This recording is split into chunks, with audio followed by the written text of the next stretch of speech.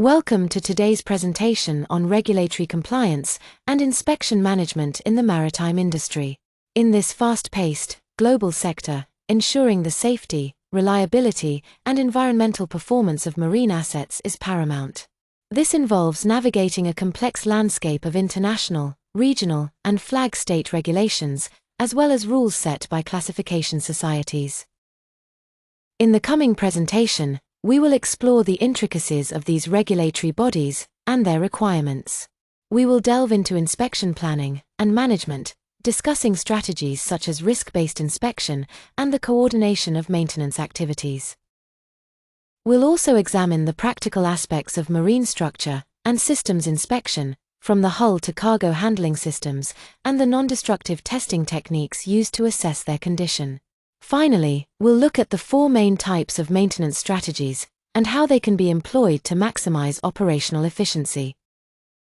By the end of this presentation, you'll have a comprehensive understanding of regulatory compliance and inspection management in the maritime industry and the tools and knowledge to implement best practices in our own operations.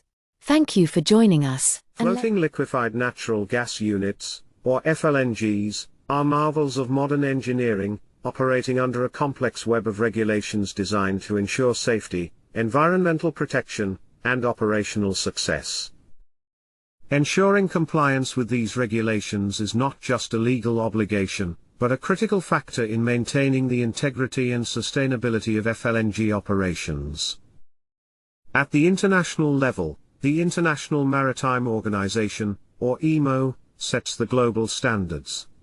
Its regulations, such as the International Convention for the Prevention of Pollution from Ships, or MARPOL, and the Safety of Life at Sea Convention, or SOLAS, are cornerstones of maritime safety and environmental protection. Classification societies, including DNVGL, ABS, and Lloyd's Register, provide technical standards and rules for the design, construction, and maintenance of FLNG units. Their rules ensure that these massive structures are seaworthy and reliable. In addition to international standards, FLNG units must also comply with local and flag state regulations. These can vary depending on the region of operation and the vessel's flag, making comprehensive. Established as the global standard-setting authority for international shipping, the International Maritime Organization, or IMO, is crucial for the safety, security, and environmental performance of the maritime industry. Several key IMO conventions and codes guide floating liquefied natural gas units, or FLNGs. SOLAS ensures the safety of ships' construction and operation. MARPOL minimizes marine pollution, aligning with FLNG's environmental goals. The STCW Convention sets standards for seafarers' training, while the MLC, or Maritime Labor Convention, ensures fair labor practices and decent working conditions for all seafarers, including those on FLNG units. The ISM Code fosters a culture of safety and continuous improvement, and the IGF Code outlines safety measures for gas-fueled ships, directly relevant to FLNG operations. These regulations form the backbone of the maritime industry, ensuring that vessels operate safely, responsibly, and with respect for the rights of their crew. The International Maritime Organization, or IMO, is the global standard-setting authority for the safety, security, and environmental performance of international shipping. Its regulations are the backbone of the maritime industry, ensuring that vessels operate safely and responsibly. Several key IMO conventions and codes are particularly relevant to floating liquefied natural gas units, or FLNGs. These include SOLAS, the Safety of Life at Sea Convention, which sets safety standards for the construction, equipment, and operation of ships. MARPOL, the Marine Pollution Convention, which aims to prevent and minimize pollution from ships, aligning with the environmental protection goals of FLNG operations. STCW, the Standards of Training, Certification, and Watchkeeping Convention, which establishes standards for seafarers' training and certification, ensuring that FLNG crews are competent and well prepared. The ISM Code, or International Safety Management Code, which provides guidelines for safety management systems, fostering a culture of safety, and continuous improvement. And the IGF code, the International Code of Safety for Ships Using Gases or Other Low Flashpoint Fuels, which outlines safety measures for gas-fueled ships, directly relevant.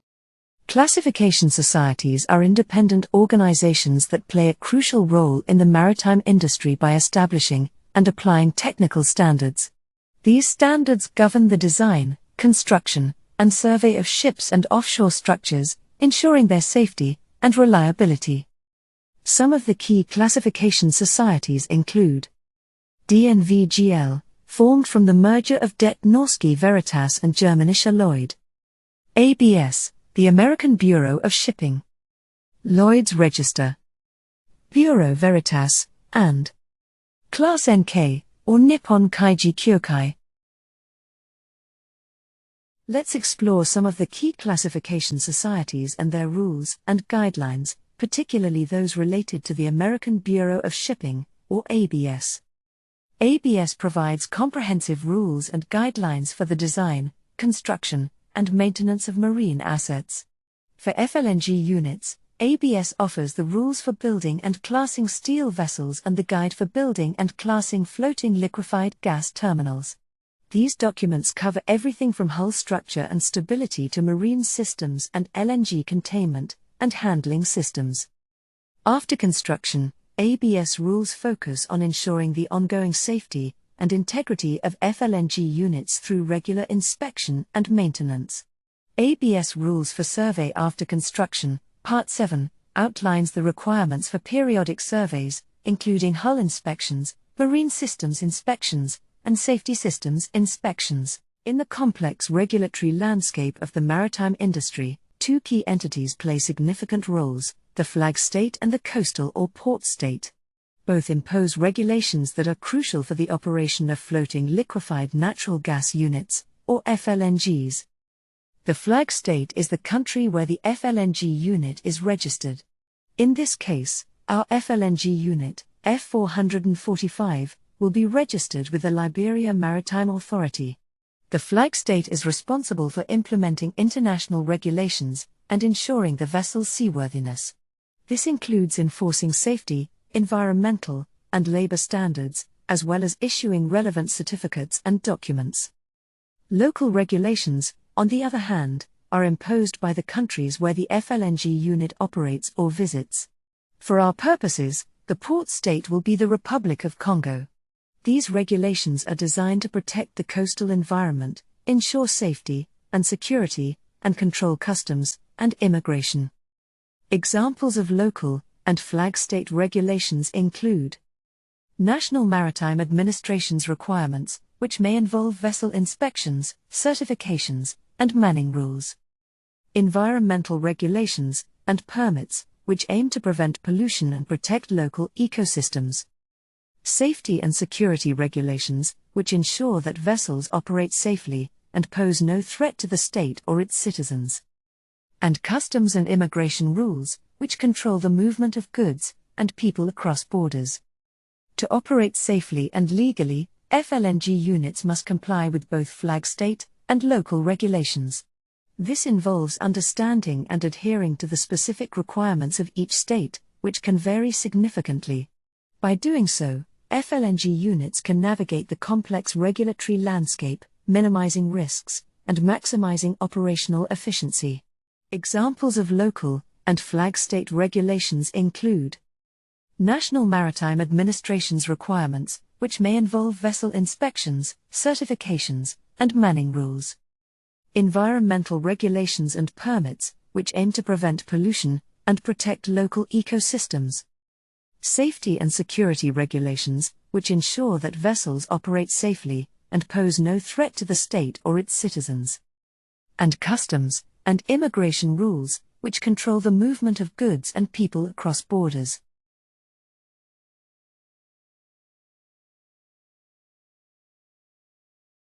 Good day, everyone. Today, we're going to discuss the best practices for maintenance and inspection of FLNG marine equipment and systems. These complex structures demand rigorous upkeep to ensure their safety, reliability, and compliance with regulatory standards. Let's start with maintenance. Regular inspections of all critical systems and equipment are a must. This helps us identify and address potential issues early. Preventive maintenance is also key. A well-implemented program ensures all equipment functions optimally and minimizes failure risks. Documentation is vital. Maintain detailed records of all inspections, maintenance activities, and any repairs or modifications. This not only helps track the facility's history but also aids in future troubleshooting. Training is another crucial aspect. All personnel involved in maintenance and operation should be adequately trained and certified. Now, let's move on to inspection requirements. Annual surveys are mandatory to assess the overall condition of the facility. This includes the hull, machinery, and safety systems. Special surveys are conducted at intervals specified by ABS. These focus on critical areas like the hull structure, mooring systems, and process equipment. Classification surveys are also essential to maintain the facility's classification status. Additionally, engage third-party inspectors for independent assessments of the facility's condition and compliance with ABS rules. ABS, a leading classification society, plays a crucial role in ensuring the safety and reliability of floating liquefied natural gas (FLNG) vessels. ABS classification rules guide the design and construction of these complex ships, ensuring they meet the highest standards of safety and performance. Regular periodic surveys are conducted to maintain the vessel's integrity and compliance with these rules. It's essential to keep up-to-date class certificates, including the Classification Certificate and Load Line Certificate, as issued by ABS. In addition to classification rules, ABS helps FLNG operators navigate statutory requirements. This includes adhering to the regulations of the flag state under which the vessel is registered, ensuring all safety, environmental, and operational requirements are met. Key certificates, such as the Safety Management Certificate and Ship Security Certificate, must be kept up to date. Furthermore, ABS ensures compliance with International Maritime Organization (IMO) regulations, including SOLAS for safety of life at sea, MARPOL for pollution prevention, the IGC code for liquefied gas carriers, and the ISM and ISPS codes for safety management and security. By adhering to these comprehensive standards, ABS helps FLNG operators maintain safe, efficient, and environmentally responsible operations. In this video, we'll look into the importance of regulatory compliance and certification for the maintenance and inspection of floating liquefied natural gas (FLNG) facilities. The American Bureau of Shipping, or ABS, plays a vital role in this process. ABS works closely with national marine departments and flag states to enforce international conventions and regulations. This collaboration ensures that FLNG facilities meet the highest standards of safety and environmental protection. Some of the key international conventions that ABS helps enforce include SOLAS, the Safety of Life at Sea, which focuses on ensuring the safety of both the crew and the vessel. MARPOL, the International Convention for the Prevention of Pollution from Ships, aims to minimize the environmental impact of shipping activities. Additionally, the ISM Code, or International Safety Management Code, provides guidelines for the safe management and operation of ships. These conventions are essential for maintaining the safety and environmental responsibility of FLNG facilities. After conducting thorough surveys and inspections, ABS issues certificates and other documentation attesting to the facility's compliance with relevant rules and regulations. These documents are crucial for the facility's operation and may be required by port authorities, insurance companies, and other stakeholders. In this video, we'll explore the delegation of authority in the maritime industry and the key relationships between classification societies, national marine departments, flag states, and regulatory requirements. National marine departments enforce maritime regulations in their jurisdictions. Flag states ensure ships under their flag comply with international rules, like those set by the IMO. Flag states often delegate tasks to classification societies. This allows these societies to conduct surveys, inspections, and certifications on the flag state's behalf. Classification societies help ensure compliance with international conventions such as SOLAS, MARPOL, and the ISM Code. They work closely with national marine departments and flag states to enforce these regulations. Annual survey, purpose, to ensure that the ship remains in a safe and seaworthy condition throughout its service life.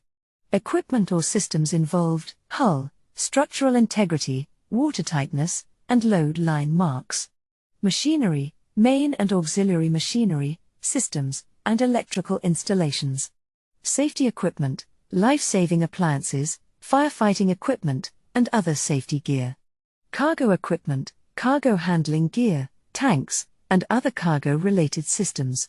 Frequency, once a year. Intermediate survey. Purpose, to perform a more detailed examination of the vessel's hull and machinery. Interval, typically at 30-month intervals, or as determined by ABS. Scope, a closer inspection of the ship's structure, machinery, and equipment. This includes more extensive testing and inspection than the annual survey. Focus areas, similar to the annual survey, but with a more in-depth examination. It may include thickness measurements, detailed inspection of critical areas, and witnessing of tests. Special survey. Purpose, to carry out a more detailed examination of the ship's structure, machinery, and equipment to ensure their continued serviceability, and to verify that they remain in compliance with ABS rules. Equipment or systems involved. Hull, close-up survey of the hull structure, including thickness measurements and non-destructive testing, NDT. Machinery, detailed inspection of main and auxiliary machinery, systems, and electrical installations, including operational tests and measurement of clearances, wear and tear. Safety equipment, detailed inspection and testing of life-saving appliances, firefighting equipment, and other safety gear. Cargo equipment, detailed inspection of cargo handling gear, tanks, and other cargo-related systems. Frequency, typically every 5 years, but the interval may vary depending on the ship's age, type, and service conditions. Classification survey. Purpose, to verify that the ship's design, construction, and outfitting comply with ABS rules, and that the ship is fit for its intended service. Equipment or systems involved. Hull, structural design, materials, welding, and construction processes. Machinery, design, materials, and installation of main and auxiliary machinery, systems, and electrical installations. Safety equipment, design, materials, and installation of life-saving appliances, firefighting equipment, and other safety gear. Cargo equipment, design, materials, and installation of cargo handling gear, tanks, and other cargo-related systems. Frequency, during the ship's construction, and upon major modifications or conversions. Now, let's move on to inspection requirements. Annual surveys are mandatory to assess the overall condition of the facility. This includes the hull, machinery, and safety systems. Special surveys are conducted at intervals specified by ABS. These focus on critical areas like the hull structure, mooring systems, and process equipment. Classification surveys are also essential to maintain the facility's classification status.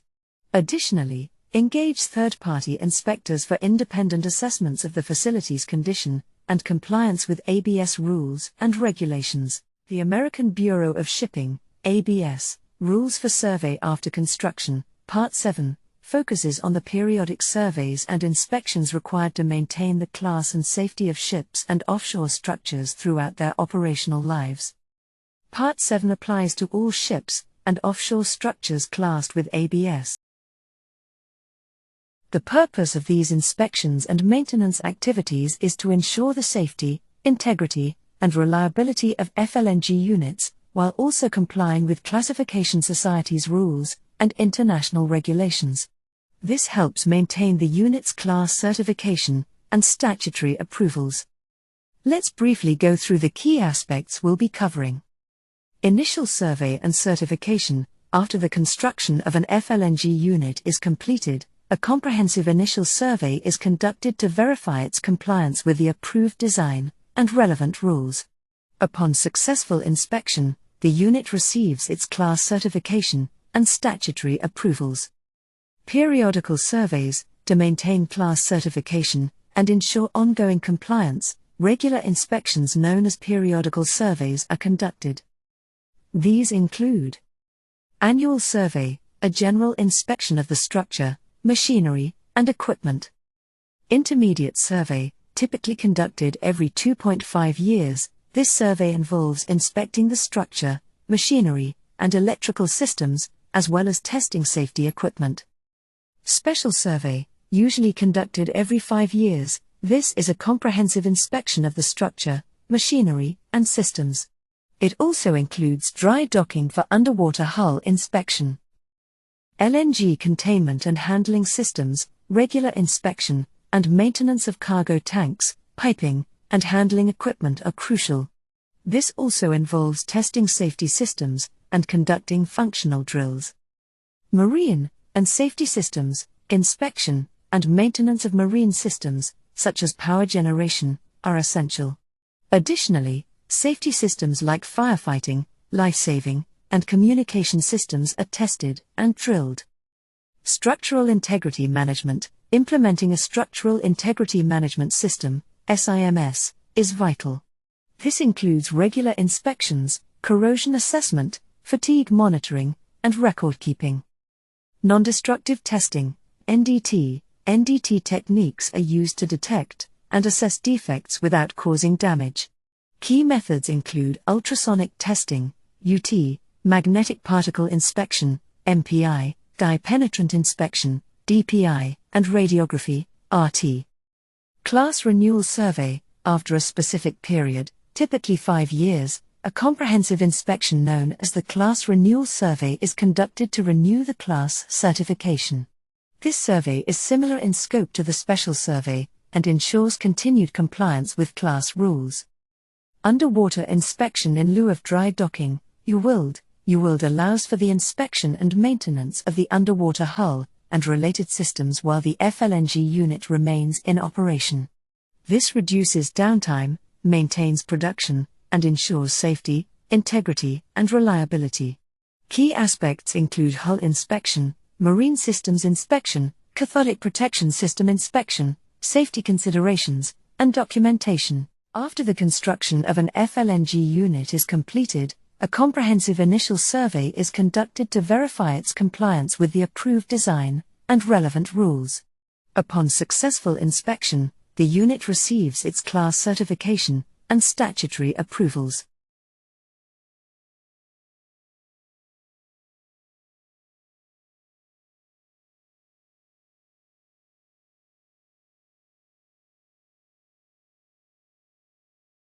Periodical surveys, to maintain class certification and ensure ongoing compliance, regular inspections known as periodical surveys are conducted. These include annual survey, a general inspection of the structure, machinery, and equipment. Intermediate survey, typically conducted every 2.5 years, this survey involves inspecting the structure, machinery, and electrical systems, as well as testing safety equipment. Special survey, usually conducted every 5 years, this is a comprehensive inspection of the structure, machinery, and systems. It also includes UWILD, underwater inspection in lieu of dry docking, for underwater hull inspection and related systems, LNG containment, and handling systems. Regular inspection and maintenance of cargo tanks, piping, and handling equipment are crucial. This also involves testing safety systems and conducting functional drills. Marine and safety systems. Inspection and maintenance of marine systems, such as power generation, are essential. Additionally, safety systems like firefighting, life-saving, and communication systems are tested and drilled. Structural integrity management. Implementing a structural integrity management system, SIMS, is vital. This includes regular inspections, corrosion assessment, fatigue monitoring, and record keeping. Underwater inspection in lieu of dry docking, UWILD. UWILD allows for the inspection and maintenance of the underwater hull and related systems while the FLNG unit remains in operation. This reduces downtime, maintains production, and ensures safety, integrity, and reliability. Key aspects include hull inspection, marine systems inspection, cathodic protection system inspection, safety considerations, and documentation.